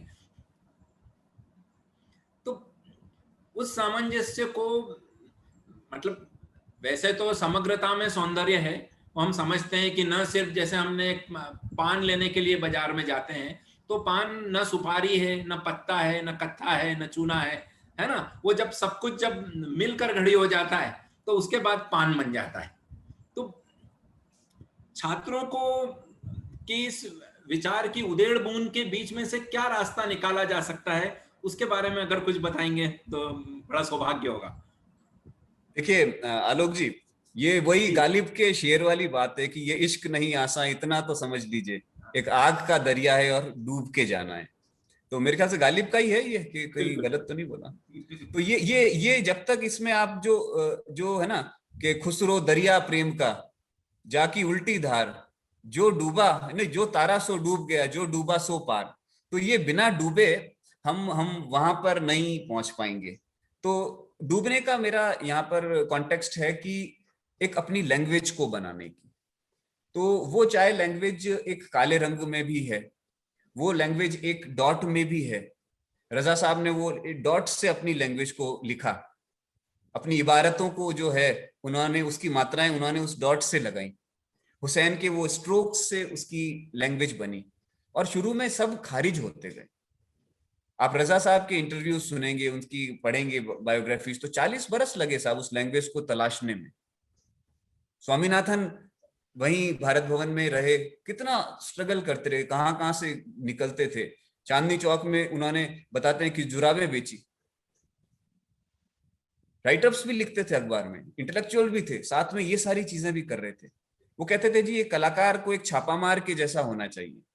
अब ये छापामार क्या है जी? एक ऐसा योद्धा जो हर स्थिति में, मतलब है ना, एक कंप्लीटनेस की जो अपन बात कर रहे हैं। तो धीरे धीरे जब हमारी लैंग्वेज अनुभूति करते हैं, परंतु मिट्टी में, मुझे काली मिट्टी में भीगना पसंद आ रहा है, तो पर मुझे तो समाज में रहना ना। नहीं, समाज भी करता है साहब, समाज भी करता है, हमने ऐसा अनुभव किया। और एक समय आता है जब आप लगातार करते हैं ना, तो पहले खारिज आप होते ही हैं, आपको बिल्कुल खारिज किया जाएगा, फिर वही वो लैंग्वेज बनेगी, वो आपका फॉर्म बनता है। तो इसमें वो सतत, ये इसीलिए ये साधना है साहब। तो हम अगर निरंतर उस साधना को करते रहते हैं, उस प्रैक्टिस को करते रहते हैं, और इसमें शॉर्टकट्स नहीं है यहाँ पे। यहाँ तो जो बिल्कुल है ना, फना होने का ये रास्ता है। ये तो जो है ना एक रूहानियत है, तो उस रूहानियत में हम फना हो जाएं, तो वो है, ये सूफियों का रास्ता है, मुझे ऐसा लगता है। फिर कभी और बात होती है। Thank you sir, thank you so much. नमस्कार, मैं भी सुषमा श्रीवास्तव हूँ जी। नमस्कार गल्ला जी। मेरा प्रश्न था, यहाँ पे बहुत से टीचर्स, स्कूल टीचर्स हैं जो कि प्राइमरी और सेकेंडरी के बच्चों को पढ़ाते हैं, तो उन बच्चों में हम कैसे एस्थेटिक्स डेवलप करें? क्योंकि उनका कई प्राइवेट स्कूल में तो एक निश्चित उनका सिलेबस होता है, तो बच्चों में ये एस्थेटिक्स की जो बीजारोपण करना है, उसके लिए टीचर तो जिम्मेदार है, पर वो कहीं कहीं बाध्य भी है सिलेबस के कारण। उनमें ये कैसे बीज डालें, इस पे थोड़ा सा, क्योंकि मोस्टली टीचर्स यहाँ पे स्कूल टीचर्स हैं। सुषमा जी, हम लोग क्या कर रहे हैं जी कि बच्चे जो हैं, जो मेरा अपना अनुभव है, मेरा अपना भी एक बच्चा, और मैं आपके बच्चा जैसा हूँ, तो जो हमने अनुभव किया, तो उसमें ये लगा कि जो बच्चे होते हैं उनके अंदर एक जो अपना एक इंट्यूशन होता है, अपना एक भीतर उसका एक इंट्यूशन होता है, लेकिन जब वो स्कूल जाने लगते हैं, तो मैं आपका नहीं कह रहा, हमारे उपस्थित लोगों का नहीं कह रहा, लेकिन एक सिस्टम की बात कर रहा हूँ, वो उसको चॉप्ड कर देते हैं। केवल चॉप्ड ही नहीं करते जी, उसको रूइंड कर देते हैं, उसको तबाह कर देते हैं। क्योंकि मैंने ये अनुभव किया, जब हमारा बच्चा स्कूल नहीं जाता था, तब वो एक अल्टीमेट पेंटर था। वो क्या क्या एक्सपेरिमेंट करता था, वो कमाल की चीजें हमारे सामने लाता था, और हम हैरान हो जाते थे, और हमने आज भी उनको सहेज के रखा है। लेकिन जैसे जैसे वो स्कूल जाने लगा, तो वही 4 डंडे पहाड़ के ट्रायंगल्स, ठीक है, फिर वो नदी, वो झोपड़ी, वो सूरज, उससे बाहर निकले तो अब आजकल डोरीमोन और इस तरीके के कुछ कुछ कैरेक्टर्स, वहां पर वो अटक गया। तो यहाँ से हमको उसकी उस जो सेंसिबिलिटी है, उसकी जो इनोसेंस एलिमेंट है, उसको बरकरार रखना पड़ेगा। एक ये सब स्केल्स और ये रूलर्स, इनको प्रकार वगैरह को डिस्करेज करना पड़ेगा एक एज ए पॉलिसी, कि आप फ्री हैंड ड्राइंग्स करने दीजिए। और जो एक्सप्रेशन इंपॉर्टेंट है, वो क्या एक्सप्रेस करता है, वो सिर्फ, अच्छा मीडियम्स उसको हम नया नया दें, वो सिर्फ जो बहुत छोटा कर देते हैं, हम उसका कैनवस को बहुत छोटा कर देते हैं। हम क्यों नहीं पूरा एक बार मिट्टी में काम करवाएं उनको, हम एक डंडा दे दें बड़ा, और वो उस डंडे से कुछ कुछ क्रिएट करें, लंबा लंबा ग्राउंड में क्रिएट करें। तो ये जब मीडियम का एक्सपेंड होता है, मीडियम जब आपका फैलता है, तो बहुत कुछ वहां पर आता है। हम सिर्फ रंग से ही या हम पेंसिल से ही पेंटिंग होती है ऐसा तो नहीं है। चारकोल है, कोयले के टुकड़े हैं, ईंटें हैं, इन सब से क्यों नहीं हम काम करा रहे हैं? हम गेरू के साथ में क्यों नहीं काम कर रहे हैं? बोगनवेलिया आया, हम बोगनवेलिया के पूरे डाल तोड़ के ले आए, बच्चे तोड़ के ले आए फूल, उनके साथ में रंग कर रहे हैं, दोनों हाथों में भर के कलर कर रहे हैं। हम क्यों नहीं करते हैं? होली पे बच्चे रंग लाते हैं, मार पड़ती है साहब, मुझे मार पड़ी थी अपने स्कूल में। तो वो मेरे अंदर जो एक है ना इमोशनल एक डिसबैलेंस हो गया। वो रंग से मतलब क्यों हमको उनको दूर कर रहे हैं? Let allow them to play. अरे भाई ड्रेस मत पहन के आओ, तुम तो अपने है ना दूसरे घर के कपड़े पहनो, आज रंगों से खेलेंगे। बाल्टी भर के हम क्यों नहीं और वाइपर से पेंट कर रहे हैं इस तरीके से? तो ये एक्सपेरिमेंट्स हमको नए करने होंगे, और ये दुनिया में हो रहे हैं साहब। इसलिए वो लोग कुछ नया बड़े बड़े आर्टिस्ट पैदा कर पा रहे हैं, बड़े बड़े है ना एनवायरमेंटलिस्ट पैदा कर रहे हैं। हम तो वो सेट फॉर्मूलोस को जो है, वो डिब्बों को हमको ही तोड़ना पड़ेगा। हिम्मत शाह का बात फिर से याद आती है, उनका एक स्कल्पचर है, उसका नाम है साहब की हैमर ऑन द स्क्वायर। इस तरीके का एक बड़ा पिलर है, और उसके ऊपर एक स्क्वायर है, और उस पर एक हैमर है। मैंने कहा सर ये क्यों रखा? बोले ये स्क्वायर बन गए, डिब्बे बन गए सर पे, इसको तोड़ना पड़ेगा। और ये हम टीचर लोग ही इसको कर पाएंगे साहब। सुषमा जी आप इस पे जैसे आपके विचार आया ना, ये निश्चित तौर पर ये आगे जाएगा, मैं तो पूरा कॉन्फिडेंट हूँ। अगर ऐसा विचार मैं आता तो है, सर एनसीईआरटी से जुड़ी थी, तो मुझे तो फ्रीडम थी कि अपने बच्चों को क्रिएटिवली करवाने की, पर कुछ स्कूल्स में जो एक पर्टिकुलर बुक्स दे देते हैं, उनको कलर करो, ये करो, तो वो क्रिएटिविटी का हनन है एक तरह से। तो मुझे लगता है कि जो ये क्रिएटिव होने के लिए बच्चों को टीचर्स के साथ साथ एडमिनिस्ट्रेशन को भी उसका सहयोग खुलना करना पड़ेगा। आप कितने दिन तक हम ऐसा रह पाएंगे? और उसके रिजल्ट्स हम भुगत रहे हैं, तो अब हम कुछ नया करें, कुछ नवाचार हम कहीं ना कहीं लाएं। और आर्ट ही वो ऐसा एलिमेंट है, अभी जो नया पॉलिसी आई है उसके अंदर तो ये सब कुछ, साइंस को आर्ट से पढ़ाइए, मैथ्स को आप पेंटिंग से पढ़ाइए, आ गए ना जी, आगे लाइन पे आ रहे हैं सब लोग। तो अभी सबको आगे यहीं आना पड़ेगा, और सब कुछ राउंड है जी, सर्किल है, तो ये सर्किल की एक इंटीग्रिटी के साथ में उसको अपन को करना पड़ेगा। Thank you so much. Correct, success. नमस्कार जी हाँ, मैं डॉक्टर सुचिता राउत, मैं भी यहाँ स्कूल में ही टीचिंग करती हूँ, डीपीएस स्कूल में। आपने जो बातें बताई वाकई बहुत अच्छी लगी सुनकर, और जो स्पेशली अभी सुषमा दीदी ने जो क्वेश्चन उठाया उसका आपने आंसर दिया। और मैं कोशिश भी कर रही हूँ, हालांकि अभी लॉकडाउन की वजह से हम उतना नहीं कर पा रहे, बट कहीं प्रॉब्लम हमको ये भी आती है कि पेरेंट्स का भी इन्वॉल्वमेंट इसमें हो जाता है। जैसे कई बार अब स्कूल में तो कॉम्पिटिशन्स भी हम लोग करवाते हैं, कंपटीशन करने के अभी लास्ट ईयर भी हम लोगों ने ऑनलाइन कॉम्पिटिशन्स करवाए, पर जिन पेरेंट्स के बच्चों को नहीं मिला वो कहते हैं कि आप दोनों की तुलना करके बताओ कि हमारे बच्चे को क्यों नहीं दिया और इसको क्यों दिया। तो ये सारी प्रॉब्लम्स भी हमको फेस करनी पड़ती है। सुषमा जी ये भी बहुत कैमरा ऑन कर दीजिए। सुषमा जी कैमरा ऑन कर लीजिए। अमित जी, सुचिता जी, जो एनसीईआरटी की कमेटी है, जो फाइन आर्ट्स की किताबें बनाई हैं एनसीईआरटी की कमेटी ने, उसमें सुचिता जी उसमें मेंबर भी हैं। हाँ सुचिता जी, मैं ऐसा समझता हूँ कि हमको एक तो ये फर्स्ट सेकंड थर्ड को इससे हटाना पड़ेगा, इवन स्पेशली स्कूल एजुकेशन में। कंपटीशन करिए, उसमें आप उनका डिस्प्ले करिए जी, उनको कहिए कि आपका ये एक स्पेस में उनके 5 काम लगाइए, है ना, 5-5 6-6, और जो एक्सप्रेशन इंपॉर्टेंट है इसमें वो इंपॉर्टेंट नहीं, सब्जेक्ट से उनको दूर करना पड़ेगा अपन को। सब हमारे घर में भी ऐसा ही होता है, बच्चे लेके आ जाते हैं और आप उसमें लगे रहो, आज वो बना रहे हैं, आज वो बना रहे हैं, उसमें आपको उससे उससे ज्यादा तो मार्केट अंदर आ जाता है। घर पे आर्ट नहीं आती, वो मार्केट हो जाता है। तो इस मार्केट हमको दूर करके उसके जो रियल, उसका जो एसेंस है उसको वहां पर रखना पड़ेगा। दूसरे सेकेंडली कि जब हम उनका जजमेंट करते हैं, उनका डिस्प्ले करते हैं, तब हम उन पेरेंट्स को बुलाएं सबको, और उन पेरेंट्स के साथ में आर्ट क्रिटिक्स या आप जैसे लोग जो हैं उसको उस कंटेंट पे बात करें और उनको भी इन्वॉल्व करें उस प्रोसेस में। वो मतलब आप सोचेंगे, मतलब वो एक हैरत अंगेज मुझे लगता है कि चीज होगी जब वो इन्वॉल्व होंगे उस समय साथ में, तब वो ये चीजें बनेगी। और वहां पर हमको उनको एजुकेट करना पड़ेगा, और ये भी एक आर्ट टीचर की जिम्मेदारी है कि उसको कला को वो एजुकेट करे, मतलब वो समाज को वो है ना शिक्षित करे, क्योंकि ये विजुअल, हम कहेंगे कि विजुअल लिटरेसी का मसौदा है। हमारी विजुअल लिटरेसी है वो दिन ब दिन पुअर होती जा रही है।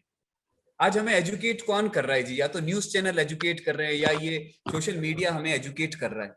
तो आपको और सुषमा जी जैसे लोगों को, है ना, मुकेश जी को, मनोज जी को, हमको एजुकेट करना पड़ेगा। हमको रियल सेंस ऑफ आर्ट वहां तक पहुंचाना पड़ेगा। और इसमें ये कलेक्टिवली इस ऐसे प्रोग्राम्स हमको डिजाइन करने पड़ेंगे। तो जब हम डिजाइन करते हैं तो कंपटीशन को हटा के कुछ क्रिएटिविटी को डिजाइन करें, हम उस क्रिएटिविटी को सेलिब्रेट करें, हम अपने होने को सेलिब्रेट कर रहे हैं जी। ये सब्जेक्ट है। तो अब आइए जी, बनाइए। अब क्या पेरेंट्स करेंगे और क्या बच्चे करेंगे? जब संक्रांति और लोहड़ी ये सब प्रोग्राम होते हैं, उस समय हमने पेरेंट्स को इन्वॉल्व करके, मतलब मदर या फादर जो भी बच्चे के साथ एक पेरेंट को इन्वॉल्व करके हमने एक प्रोग्राम रखा था, जिसमें उनको किसी भी ओकेजन को लेके, जैसे जो पंजाबी हैं वो लोहड़ी का डेकोरेशन, तो उनको एक अपने घर के कॉर्नर को डेकोरेट करना था। तो रियली पेरेंट्स ने भी बहुत इंजॉय किया, बच्चों ने भी इंजॉय किया। हम लोगों ने वीडियो ऑन करने को बोला था और उन्होंने वीडियो ऑन करके पेरेंट्स ने और बच्चे ने मिलके वो डेकोरेशन किया था। तो इस तरह की एक्टिविटी भी हम लोग प्लान करते हैं पेरेंट्स के साथ में। शुचिता जी, आप जिस स्कूल से ताल्लुक रखती है, इस किस्म के स्कूलों के अपने चैलेंजेस होते हैं। मैं एक बार किसी फंक्शन में गया था उनके, तो उसमें कुछ एक ड्रामा हो रहा था। अब वो ड्रामा में क्या किया कि जो जयपुर का सबसे बड़ा ड्रेस वाला है, जो ड्रेस देता है किराए पे, वहां से उनके कपड़े आए, कोई टमाटर आया, कोई भिंडी पहन लिया, बच्चे को पूरा खत्म कर दिया गया। उसके जो अपने इमोशंस थे, उसकी आईज, उसके फेस, उसके लिप्स, और लिपसिंग बॉम्बे से कोई है ना, वो ऑडियो होके आ रहा है, वो उसकी लिपसिंग चल रही है, मतलब उसका साउंड चल रहा है। बच्चे सिर्फ सोचिए कि हमने उसकी हत्या कर दी, उसके भीतर के आर्टिस्ट को हमने तबाह कर दिया जी। हम क्यों नहीं उसको ऐसा ही, वो खुद टमाटर बन जाता, वो खुद एक टमाटर लेके आ जाता कि मैं टमाटर है। आप बताइए, आपने उसका चेहरा छुपा दिया, उसके बाल छुपा दिए, उसके शरीर को खत्म कर दिया। तो ये थिएटर इन एजुकेशन जो हमारा एनसीईआरटी बोल रहा है, जो प्रोफेसर यशपाल की कमेटी ने जो रिकमेंडेशंस की, हम कब उनको लागू करने की कोशिश करेंगे? हम कब उनको सीखेंगे जी? तो ये इनको आपको बहुत स्ट्रिक्टली डालना पड़ेगा। और आपको सबसे बड़ा चैलेंज है जी, ये जो बड़े स्कूल्स हैं यहाँ पे, ये बहुत मुश्किल है, क्योंकि पेरेंट्स का जो जिस तरीके का फोर्स होता है, जो प्रेशर होता है, वहां पे उनका एक अपना एस्थेटिक्स होता है। वहां तो जो है वो सब पैसे से एस्थेटिक्स चलता है। तो वहां पेरेंट्स और मैनेजमेंट दोनों। सेकेंडली एक बहुत इंपॉर्टेंट चीज है, वो सबके लिए है, ये मेरे ख्याल से उस सेक्शन का हिस्सा होनी पड़ती है। ये भी रविंद्र शर्मा जी कहते थे, वो भी उनकी बात याद आ रही है, अपने उस्तादों की बातें याद आती है, जहां कहां से हमने सीखा। वो कहते थे कि अगर लाइफ में ये एस्थेटिक्स कम हो जाएगा तो वहां पर ये जो स्टेटस की जो बीमारी है वो वहां पर आके बैठ जाएगी। अगर हमको उस स्टेटस से फाइट करना है तो हमको एस्थेटिक्स को कल्टीवेट करना पड़ेगा। तो नहीं तो क्या होगा कि भाई ये अपने रिबॉक, ये अपनी घड़ियां, ये अपने आईपैड्स, यही दिखाते रहेंगे, और जिसके पास एस्थेटिक्स है वो कैसा भी होगा, वो अनुपम मिश्र बनेगा जी वहां पर। तो मतलब ये है। तो हमको अनुपम जी जैसे लोगों को मतलब इस देश में बनाना है जी, उनको चाहिए, हमें अनुपम जी जैसे लोग चाहिए। तो हम उनको मिस करते हैं जी। मतलब सांस जो है, हम मतलब कमाल के थे जी। वो व्यक्ति खड़ा होता था और उसका एक अपनी एक अपीयरेंस थी। गांधी की अपनी एक अपीयरेंस है, गांधी की एक अपनी अपीयरेंस है, कविता की एक अपना एस्थेटिक्स है। कविता सत्याग्रह है। अशोक वाजपेयी कहते हैं कि कविता जो है वो अपने आप में एक सत्याग्रह है, वो पूरे है ना सत्याग्रह की तरह काम करती है। तो वो ये एस्थेटिक्स की ताकत है। तो बच्चों में हर पेरेंट्स लेकिन ये चाहेगा कि उसका बच्चा मतलब एस्थेटिकली रिच हो, उसका बच्चा मॉरली रिच हो, उसके बच्चे में विजडम हो। तो लेकिन ये बात जब हमारी कन्वे होगी तब वो बात समझ में आएगी, और धीरे धीरे लगता है, समय लगेगा। जी Sabha are you asking something? जी सर, बहुत ही इंटरेस्टिंग सेशन है sir. Amit sir, thank you so much. और सुनील सर, आपने इसको ऑर्गेनाइज किया, बहुत कुछ सीखने को मिल रहा है। और मैं बिल्कुल अग्री करती हूँ आपसे कि जब बच्चों को एजेंसी दे दी जाती है कि मतलब वो खुल के अपना काम करें, तो बहुत कुछ नया उभर के आता है। मतलब अभी जैसे ये लॉकडाउन था, इसमें ही मैंने ही इतना कुछ सीखा अपने बच्चों से। प्राइमरी के बच्चे हैं, छोटे हैं, लेकिन उनके अंदर जो आर्ट निकल के आता है। जैसे हमने ये किया कि क्लासेस, कलेक्टर ने मना कर दिया था कि आप ऑनलाइन क्लासेस भी नहीं कर सकते, बीच में ये रोक आ गई थी। तो कुछ मैंने वीडियो एक बनाया कि मैं बच्चों के लिए, कि मैं खुद गार्डन में गई हूँ और मैंने कुछ कुछ वहां से पत्ते और फूल चुने, और फिर उससे लाके मैंने उनको कूट के रंग वंग बनाए, और ये बच्चों के साथ शेयर किया वीडियो कि मैंने ये बनाया, आप लोग क्या क्या ढूंढ सकते हैं तो मुझे भी सिखाइए। तो बच्चों ने, और उनको उनको ही कह दिया आप लोग ढूंढिए। उन्होंने, बच्चों ने क्या क्या, मतलब अलग अलग फूल, अलग अलग रंग और एक्सपेरिमेंट्स करके उन्होंने खुद अपना वीडियो बना के मुझे भेजा, जबकि मैंने उनसे कोई वीडियो मांगा नहीं था। तो इतना अच्छा, बहुत ही हार्ट वार्मिंग और बहुत खूबसूरत उन्होंने पेंटिंग्स बनाई। किसी ने स्कल्पचर जैसे बनाए, तो बहुत ही जबरदस्त। और जैसे लॉकडाउन में बच्चों के पास मटेरियल्स नहीं थे, तो जैसे अगर कभी आपको आइसक्रीम स्टिक्स यूज करना है, मेरे पास पहले की पड़ी थी, मैंने वो निकाली कि मैं यूज कर रही हूँ। अब किसी ने कहा मैम हमारे पास नहीं है, इट्स ओके, डोंट वरी, जो आपके पास है, जिस चीज से आप कुछ इस तरह की शक्ल बना सकते हैं। समवन यूज्ड न्यूज़पेपर्स, किसी ने लकड़ी के टुकड़े यूज कर लिए, और फिर उनको इस चीज से रोकना नहीं कि आपको मतलब रोके नहीं किसी उससे, नहीं, just have fun and you just create and enjoy yourself. तो उससे बहुत बच्चे जो है ना एंजॉय करते हैं फिर आर्ट को, और अपने आप को एक्सप्रेस करने में डरते नहीं है फिर। भाई अल्टीमेटली आर्ट का उद्देश्य क्या है? अगर मतलब है ना, अल्टीमेट उद्देश्य क्या है जी? आर्ट का अल्टीमेट उद्देश्य है जी हैप्पीनेस। अल्टीमेट उद्देश्य है वो, अगर हम टिपिकल जो है ना इंडियन जो क्लासिकल भाषा में बात करें जी, कि रस का उद्देश्य क्या है जी? उसका भी उद्देश्य ये है जी आनंद। आनंद उद्देश्य है, तो वो आनंद आना चाहिए। अब वो आनंद तो आता नहीं है, उस प्रोसेस में उलझा देते हैं, ये चाहिए वो चाहिए ये चाहिए, इतनी बड़ी लिस्ट आ जाती है। अरे भाई उसको एक्सप्रेस करने दीजिए, और वो एक्सप्रेशन सबसे इंपॉर्टेंट है। दूसरी चीज कि हम लोग बहुत कंजूस हो गए थे, हम उसको उसको उसको अप्रिशिएट नहीं कर पा रहे, हम उसको उसको उसको कह नहीं पा रहे अरे वाह अद्भुत, कमाल कर दिया जी, कमाल है, वाह सुंदर है जी, तुमने तो ये ब्लैक कर दिया। ये फेस कभी ब्लैक होता है क्या?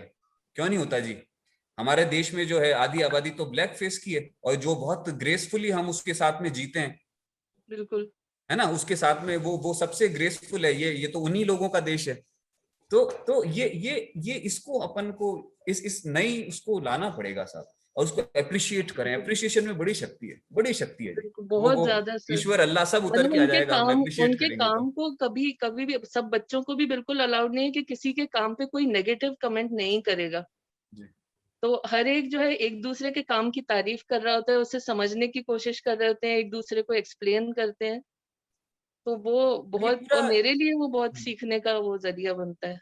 यहाँ पे साइकोलॉजी, यहाँ पे सोशियोलॉजी, यहाँ पे हिस्ट्री, यहाँ पे ये सब चीजें, सारे विषय, गणित, है ना, ये सब चीजें आ जाएंगी यहाँ पे। तो इसलिए हम आर्ट्स की एक अलग जिम्मेदारी बनती है, कलाओं की एक बड़ी जिम्मेदारी बन रही है, specially visual and performing arts की। तो हमको उस जिम्मेदारी के लिए अपने आप को मजबूत करना होगा। हमारे कंधों पे बहुत बड़ा जोर है, और ये एक ऐसा ही नहीं है साहब, ये एक बड़ा जिम्मेदारियों भरा सबब है। तो इसलिए एक आर्ट टीचर बहुत मतलब कमाल का कर देता है जी, पूरी लाइफ को चेंज कर सकता है वो। बड़े बड़े हमने तो देख रहे हैं, अपने घरों में देख रहे हैं ऐसे ऐसे लोग हैं साहब की पता नहीं क्या है वो, है ना, बड़ी बड़ी तोपें हैं यहाँ पे, बूफर्स और जो भी हैं, लेकिन वो एस्थेटिक्स के नाम पे वहां पे बड़े डब्बे गोल हैं, और उसके कारण जीवन गोल हो रहा है, वो जीवन कहीं ना कहीं जा रहा है। तो ये एस्थेटिक्स लाइफ सिखा रही है, आर्ट में वो लाइफ दे रही है, वो ब्रीथ दे रही है, वो एक हैप्पीनेस दे रही है, वो सॉरोज से, सफरिंग से बाहर आपको ला रही है। जो शुरू में सुशील जी बात कर रहे थे कि वो हीलिंग एजेंट है जी। बड़े बड़े 40s के हॉस्पिटल्स हैं, आप हार्ट सर्जरी हो रही है, सामने एक पेंटिंग लगाते हैं, मशीन ने तो एक कोने में, बाकी एक पूरे वॉल पे एक पेंटिंग है, और वो जो पेशेंट है वो पेंटिंग देख रहा है, वो पेंटिंग उसको हील कर रही है, जिसमें जिसमें अब बताइए कि उसमें प्राण है कि नहीं, उसमें एक क्या है, लाइफ है कि नहीं। तो ये धीरे धीरे ही जाएगी। और सबा जी, बहुत आपका बहुत अनुभव बहुत सूक्ष्म है, बहुत ही सटल है, इसको आप और करिए साहब, और करिए, मजा आ जाएगा। Thank you. Thank you sir. तो बहुत बढ़िया अमित जी, मजा आया, ये सेशन बहुत ही उपयोगी था और आपने बहुत सारे पहलुओं पे आपने बात करी। और सबसे जो मुझे मजा आया, आपने जो बात कही है कि सब लोग रंग बदलते हैं लेकिन रंग अपना रंग नहीं बदलता, तो ये बहुत ही गजब की बात थी। और पूरा मनोज जी बीच में चले गए थे, फिर से दिख रहे हैं मुझे शायद। मनोज जी आप हैं ना यहाँ पे? हाँ, वो मेरा इंटरनेट कनेक्शन थोड़ा सा अच्छा अच्छा डिस्टर्ब अच्छा। हुआ था जी। तो मेरे ख्याल से आप किसी को तो और सवाल नहीं पूछना। जीनत जी कुछ, are you asking something? I am very happy to है, सब कुछ सुन के मुझे बहुत अच्छा लगा। सर ने बहुत ही अच्छी बातें बताई, काफी अच्छे एक्सपीरियंसेस, जैसे सबा मैम का जबरदस्त एक्सपीरियंस सुनने को मिला, बहुत ही अच्छा लगा। और ये बात बिल्कुल सही है उनकी कि स्टूडेंट्स का हिडन आर्टिस्ट बाहर निकालना जो है वो एक टीचर का पूरा आर्ट टीचर की पूरी रिस्पॉन्सिबिलिटी बनती है। तो उनको स्पेस दिया जाए स्टूडेंट्स को, ये बात बिल्कुल सही है। उनको जितना स्पेस मिलता है, जितना अप्रिसिएशन मिलता है, तो उनके अंदर का हिडन आर्टिस्ट जरूर बाहर आता है। और ये बात जो अभी सर ने बताई थी कि कम उम्र में बच्चे अच्छे आर्टिस्ट होते हैं, धीरे धीरे बड़े होके उनका आर्ट जो है वो कम होता जाता है, दब जाता है। तो ये बिल्कुल सही है। और उसके किसी भी स्टूडेंट का आर्ट कायम रहे, वो उसके अंदर का आर्टिस्ट खत्म ना हो जाए, तो के लिए आर्ट टीचर्स की बड़ी जिम्मेदारी है। यहाँ पे हमारे पास ये भी हुआ कि कई स्टूडेंट्स जैसे फाइन आर्ट सब्जेक्ट लेते हैं तो आईआईटी एंड पीएमटी की तैयारी करते करते, बट उन्होंने जब ऑप्शनल में फाइन आर्ट्स लिया तो अपना वो सब छोड़ के, काफी ऐसे एग्जांपल्स हैं मेरे पास जो वो फाइन आर्ट्स में आ गए और फाइन आर्ट फील्ड में ही आगे इन फ्यूचर उन्होंने अपना फ्यूचर उसमें ही बनाया। तो ये बहुत ही अच्छी बातें आज सीखने को मिली और सुनने को। Thank you so much. And Sunil sir, आपका भी बहुत बहुत शुक्रिया, बहुत अच्छा सब आपने ऑर्गेनाइज कराया। Thank you Zeenat ji thank you. ये आर्ट्स जो है ना वो एक कंप्लीटनेस भी देती हैं। जी आर्ट जो है वो कंप्लीटनेस देती है। मुझे आज आपसे बात करके इतना मतलब एक कंप्लीटनेस लग रही है, और ये आर्ट की बदौलत है। मान लीजिए, फर्ज कीजिए कि अभी जिंदगी से रुखसत होना हो, तो मुस्कुराते हुए रुखसत होंगे कि भाई आप लोगों से अच्छी बातचीत होगी। तो ये एक आर्टिस्ट और एक आम जो आर्ट से नहीं ताल्लुक रखता है, तो उसमें एक अंतर होता है। तो ये यहाँ पर ये चीज है। और अल्टीमेटली हम पाना क्या चाह रहे हैं, कहाँ जाना चाह रहे हैं, इसके बाद में क्या, फिर क्या, फिर क्या, फिर तो वो कलाएं जो है वो हमको वो ब्रीदिंग स्पेस देंगी, वो हमको वो हीलिंग देंगी, वो हमको एक वो ताकत देंगी। मैं कई ऐसे कलेक्टर्स को जानता हूं जो कलाकारों से ईर्ष्या करते हैं, उनको ज्वेलसी होती है कि यार काश हम आर्टिस्ट होते। आप सच में, सच बता रहा हूं मैं आपको। तो ऐसा है दुनिया में, क्योंकि ये फकीरी है जी यहाँ पे, है ना। कहते हैं हम फकीरों से दोस्ती कर लो, ठाठ सिखा देंगे बादशाही के। तो ये वो बादशाही है, ये वो एक आपको मिलता है यहाँ पे। तो ये हम इसकी मतलब एक इंटेंजिबल चीजें भी बहुत कुछ है, जो बहुत सारे ऐसे रहस्य हैं जो इन रेखाओं और बिंदुओं के पीछे हैं, उनको हमको अनहील करना पड़ेगा। मुकेश जी आप कुछ कहना चाहेंगे? सर मैं एक बात कहना चाह रही थी सर। जी बोलिए बोलिए। सर मैं एक बात कहना चाह रही थी जी, कि सर ने जो बात कही है जो गुरुओं के बारे में, तो शायद हम सब भी वो सौभाग्यशाली लोग हैं, या मैं जैसे मेरी ग्रैंड मदर से सीखी हूँ ट्रेडिशनल आर्ट, और हम सब बाकी जो गुरुओं से सीखे हैं, उन्हीं के बदौलत है कि आज हम इस विषय पे बात कर पा रहे हैं, एक दूसरे को पहुंचा पा रहे हैं अपनी बात, क्योंकि ये सब शायद हमारे गुरुओं ने जो सिखाया था वही आज हमारे काम आ रहा है।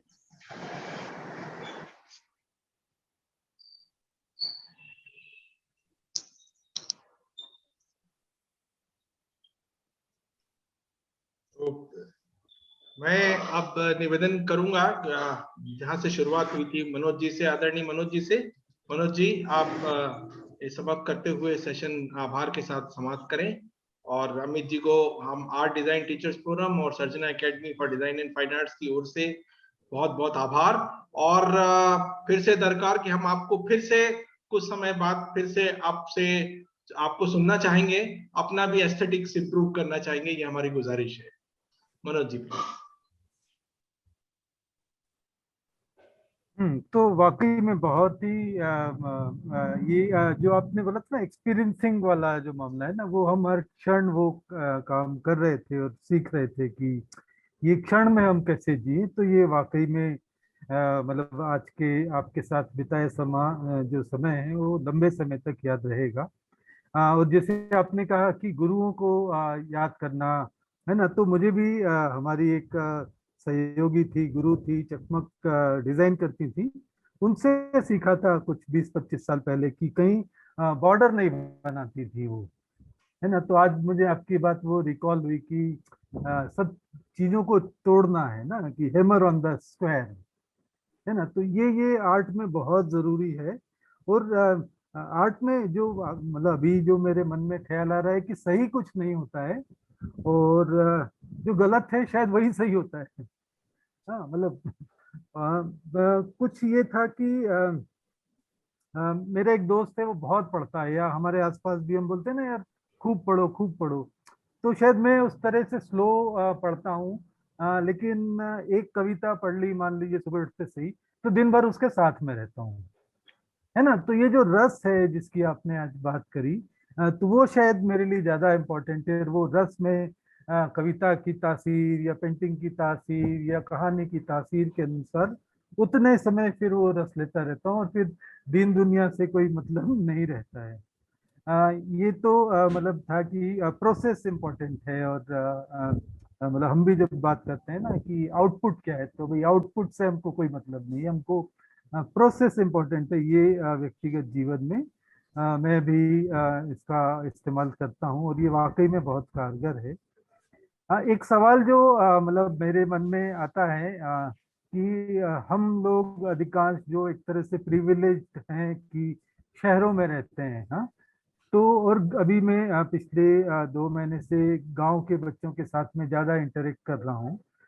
तो वहाँ पे हम इन सब चीजों को कैसे ले जाएं, क्योंकि ना तो वो वहाँ पे आर्ट के टीचर होते हैं, जो टीचर होते हैं वो बहुत ही फिक्स वाले होते हैं कि भाई जो सिलेबस से वो पढ़ा दिया, तो वो उससे मैं जूझ रहा हूँ।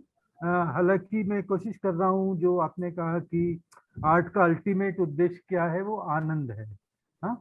और आज की जो जरूरत है, हम कोरोना काल में इतने मानसिक रूप से परेशान हैं। कल कोकिला जी ने भी इसी माइंडफुलनेस पे एक सेशन लिया था, वो बहुत अच्छा था। तो वहाँ पे हम उन बच्चों के साथ में क्या कर सकते हैं, मतलब कुछ टीचर्स है हमारे, हम उनको जरूर ओरिएंट कर रहे हैं, लेकिन ये मुश्किल है। शहरी बच्चे तो काफी हद तक प्रिविलेज्ड हैं, उनके पास सब चीजें हैं। वो उस चीज से मैं जूझ रहा था, तो मैंने कहा एक सवाल मैं भी आपसे पूछ लूं। और मतलब आपका शुक्रिया, आपने इतना समय लगाया, और आज की बातचीत सही में बहुत ही सार्थक रही। तो मनोज जी बहुत बहुत उसमें, शुक्रिया।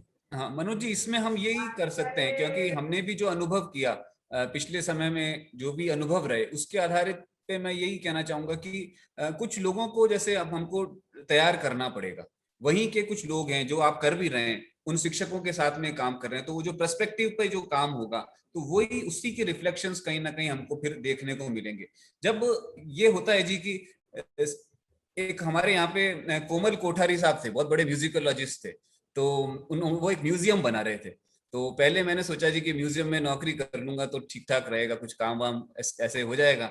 तो मैं गया उनके पास में, तो सुबह से शाम तक गया, तो 1 घंटे के लिए था, लेकिन हम शाम हो गई, गार्डन में बैठे हैं, बैठे बैठे खोदते खोदते वो बता रहे हैं कि अमित, सबको ये पता है कि क्या करना है, लेकिन तुम तो ये लिस्ट बनाओ कि क्या नहीं करना है। तो पेंटिंग में भी, आर्ट में भी हमको ये एक लिस्टिंग करनी पड़ेगी जी कि हम ये चीजें नहीं करेंगे। ये मतलब है ना, बिल्कुल इसको तो हम अब नहीं करेंगे, हमने बहुत कर लिया। तो फिर यहाँ से एक नई शुरुआत होगी। दूसरा कि एक होलिस्टिक इमोशंस को के साथ में प्ले करना पड़ेगा जी। आप जो है ना, वो भीतर की जो स्कूल टीचर्स की जो अंदर होता है, जिस तरीके का हमने देखा कि अनुभव किया ऐसा, कि जो मान लीजिए जिसकी खेल की जिम्मेदारी है, जो पीटीआई हम बोलते थे, फिजिकल ट्रेनर, वो डंडा लेके घूमता रहता था, कहाँ बच्चा दिखे और कहाँ मैं मारूं। तो कोई जैसे सांप हूँ, कोबरा आ गया हूँ, तो वो मतलब टॉयलेट की तरफ भाग रहे, तो वो टॉयलेट में मारने भाग रहा है, उसका काम यही था कि भाई मारो।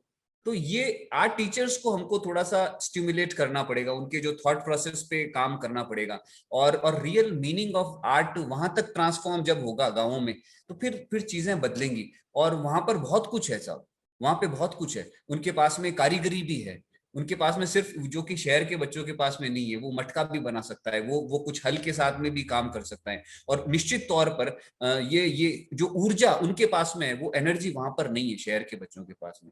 वो एनर्जी है, वो एक इंक्विजिटिवनेस है, वो एक उनके अंदर एक बेचैनी है। तो उसको हम लोग दिशा दे सकते हैं। और ये भी किया जा सकता है कि कुछ ऐसे एक लिस्टिंग करें मनोज जी, आप 10-15 देश के ऐसे आर्टिस्ट जो इनके साथ में काम कर सकें, वो कभी कभी टाइम टू टाइम जाएं वहां पे और उनके साथ में वर्कशॉप्स करें। कुछ उसमें ड्रामा इन्वॉल्व हो, उसमें म्यूजिक इन्वॉल्व हो, उसमें पेंटिंग इन्वॉल्व हो, एक कलेक्टिव रूप में ऐसी कुछ वर्कशॉप्स हो जब ये कोरोना खत्म हो। यही मुझे लगता है कि एक डायरेक्ट हम सीधा काम इस तरीके से कर सकते हैं।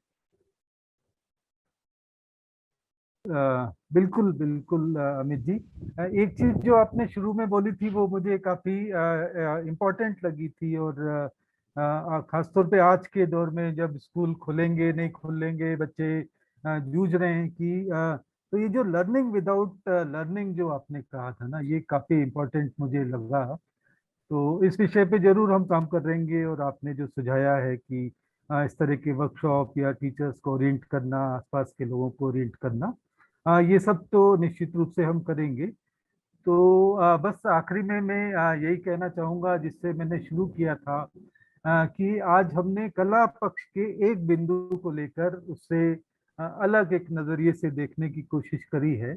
और अभी चैट में कुछ टीचर्स ये भी कह रहे हैं कि इस तरह के सेशन और करिएगा, है ना। तो एक तरह से अब वो बिंदु जो है वो थोड़ा लंबा होता जा रहा है। तो हम आपसे अनुरोध करेंगे कि और सुनील जी से भी अनुरोध करेंगे कि इस तरह के जो आयोजन हैं वो निरंतर रखें। और सचमुच आपसे आज बात करके बहुत अच्छा लगा, और हमारे साथी शिक्षकों ने भी जिस तरह के सवाल रखे वो काफी एनरिचिंग हैं, और उससे भी हमको काफी सोचने के लिए मिलेगा।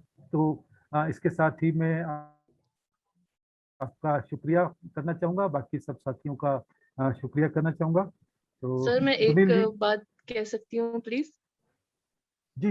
यहाँ पे अभी पार्टिसिपेंट्स में मेरे गुरुजी मौजूद हैं, डॉक्टर आलोक भावसार सर। उनके अंदर मैंने मास्टर्स किया था। तो मुझे उनकी एक जो उन्होंने बात मुझसे कही थी पहली बार जब मैं उनके साथ मैंने लाइव स्टडी कर रहे थे, तो पेंसिल स्ट्रोक्स में धीरे छोटे लगाती थी। तो आलोक सर ने मुझसे ये बात कही थी कि सबा डर निकालो अपना, डोंट बी स्कैर्ड। तुम आर्ट कर रही हो तो अगर डर के करोगे तो वो एक्सप्रेस ही नहीं कर पाओगे।